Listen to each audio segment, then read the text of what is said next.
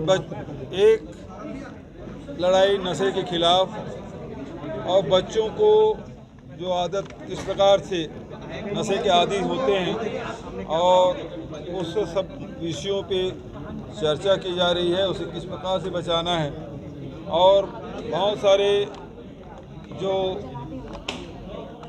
नशे हैं उसके अलावा एक नया नशा आ गया है, वो मोबाइल है।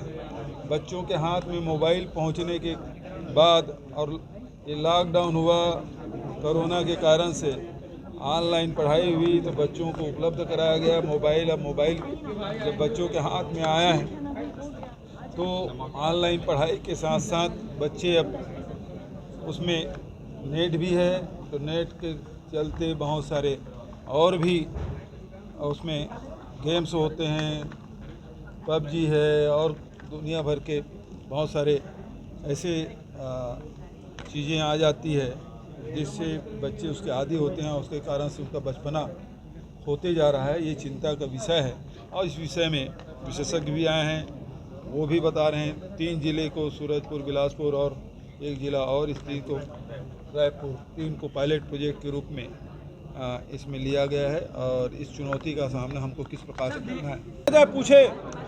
लेकिन दुरुपयोग क्यों? कांग्रेस भवन को आप सील करके रखे थे, नेता आ नहीं रहे, जा नहीं पा रहे हैं, हम लोगों को रोका गया। अब मैं बोल दिया हूँ कि नक्सल प्रभावित, मुझे बीच रास्ते में रोक दिया भीड़ भाड़ जगह में। मैंने कहा भाई मैं नक्सल प्रभावित राज्य से आता हूँ, Z+ मुझे सुरक्षा है, मुझे सुरक्षा की ज़रूरत नहीं है, मैं नहीं चाहता मेरे सुरक्षा रहे, मैं बुलेट प्रूफ गाड़ी में भी नहीं चढ़ना चाहता, लेकिन बाध्यता है।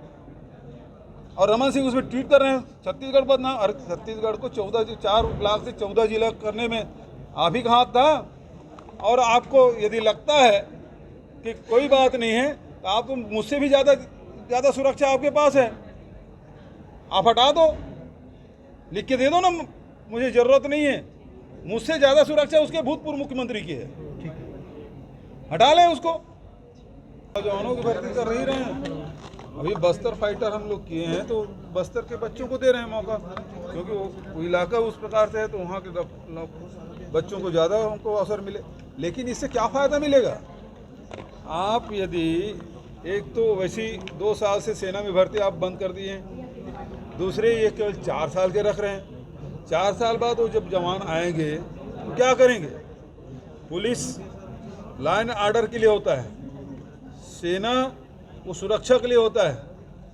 सेना में जो भर्ती होता है वो केवल 2 चीज़ जानता है, एक दोस्त और दूसरा दुश्मन। और दुश्मन सामने दिखे तो उसे ख़त्म करना है, युद्ध करना, उसे लड़ाई करना है। तो सेना की ट्रेनिंग अलग है, पुलिस की ट्रेनिंग अलग है, लॉ एंड ऑर्डर के देखते हैं और ये उसको इससे नहीं जोड़ा जा सकता, दोनों की ट्रेनिंग अलग अलग है। तो क्या इस प्रकार से बात करके देश को ये संदेश देना चाहते हैं कि आगे पुलिस चाहे प्रदर्शनकारी आए, आंदोलनकारी हो, धरना दे, प्रदर्शन करे, बातचीत से समाज में और बहुत सारी घटनाएं घटती हैं, उसको समझा बुझा के पुलिस अपने पब्लिक रिलेशन डेवलप करती है और उससे लॉ एंड ऑर्डर की स्थिति वो संभालते हैं। सेना वो नहीं करते और उस प्रकार से आप उम्मीद करते हैं तो वो ट्रेनिंग अलग है, ये ट्रेनिंग बिल्कुल अलग है। नंबर 1। नंबर 2, सेना पूर्णकालिक भर्ती क्यों नहीं कर रहे हैं? 2 साल से आप भर्ती नहीं कर रहे हैं और 4 साल बाद वो जवान 22-23 साल का लड़का वापस जब अपने घर लौटेगा और बेरोजगार होगा तो इतने लोगों को सब जगह क्या पुलिस में भर्ती करेंगे? संभव है। और भर्ती हुए ठीक है, और नहीं भर्ती हुए वो तो उनको तो बंदूक चलाना आ गया है। तो समाज को किस दिशा में ले जा रहे हैं आप? आपकी नीयत ठीक नहीं दिखाई दे रही है। समाज के बच्चों को में इस प्रकार से आप आधा अधूरा छोड़ देंगे तो फिर तो वो गिरोह बना के आपराधिक घटनाओं में भी शामिल हो सकते हैं। अभी आप देखेंगे चाहे नक्सली प्रभावित क्षेत्र हो और दूसरे क्षेत्रों में, आखिर किन लोगों ने ट्रेनिंग दी? वो जो ट्रेनिंग हुआ है, नक्सलियों को ट्रेनिंग किसने दी? तो यदि ऐसे इस प्रकार के हजारों की संख्या में बिल्कुल नौजवान बच्चे हैं और वो बेरोजगार हो जाएंगे, उसके सामने क्या है? यदि वो गुमराह हो गए तो उस गांव के, उस शहर के, उस प्रदेश की स्थिति क्या होगी। इस बात में आप समझें, एक मैच्योरिटी के बाद 20 साल बाद उसमें मैच्योरिटी आ जाती है और उसके पास पर्याप्त साधन हो जाता है, बचत ज़िंदगी को गुजार सकते हैं, वो समझ आता है। लेकिन 25 साल के लड़के को, 20 साल के लड़के को किस प्रकार से करेंगे, तो आप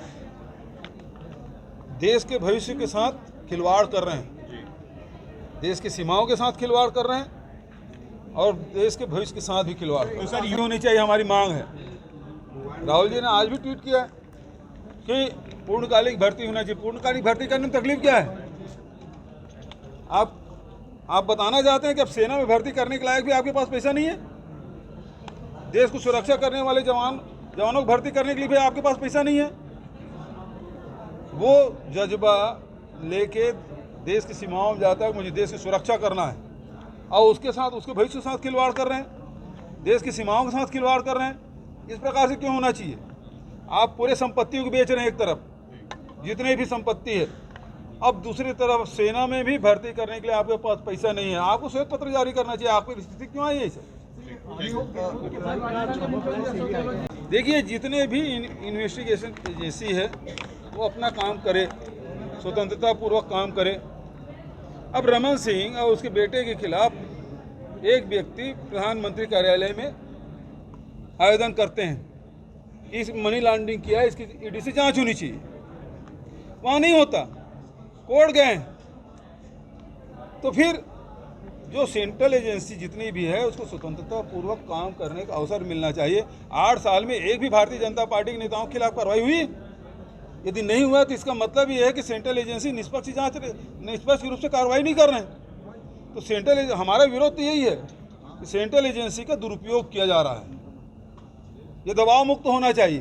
पूरे 8 साल में एक भी भारतीय जनता पार्टी के नेता के खिलाफ कोई कार्रवाई, चाहे सीबीआई हो, ईडी हो, आईटी हो, इसके द्वारा किया गया, डीआरआई के द्वारा किया गया, नहीं किया गया। क्यों? और जैसे जब वो विपक्ष में रहते हैं तो उनके खिलाफ बड़े बड़े केस रहते हैं कि ये बहुत बड़ा मामला है। जैसे भारतीय जनता पार्टी में शामिल हुए, चाहे वो नारायण राणे हो, चाहे हेमंत बिस्वा शर्मा हो, चाहे वो पश्चिम बंगाल के एक नेता, क्या नाम, तो वो शामिल हो जाए भारतीय जनता पार्टी में, मामला सब साफ हो जाता है। क्यों हो जा रहा है? तो ये सेंट्रल एजेंसी की इस प्रकार से दुरुपयोग करना निंदनीय है और ये बहुत नुकसानदायक है। पेट्रोल पंप यूनियन वाले भी मुझसे समय मांगे हैं, वो क्या स्थिति है उसके बारे में उनको शाम को बुला के उनसे चर्चा करूंगा। और पूरे देश में इस प्रकार से आपूर्ति घटाई जा रही है, मतलब क्या जो श्रीलंका की स्थिति है उस दिशा में हम लोग जा रहे हैं। सबसे पहले तो वहाँ पेट्रोल डीजल मिलना ही बंद हुआ था, क्या देश उस दिशा में जा रहा है? भारत सरकार को इस मामले में स्पष्ट करना चाहिए कि क्यों ऐसा हो रहा है कि 30-40% पेट्रोल डीजल में कटौती की जा रही है और आने ट्रांसपोर्टिंग इससे प्रभावित होगा, इससे महंगाई बढ़ेगी।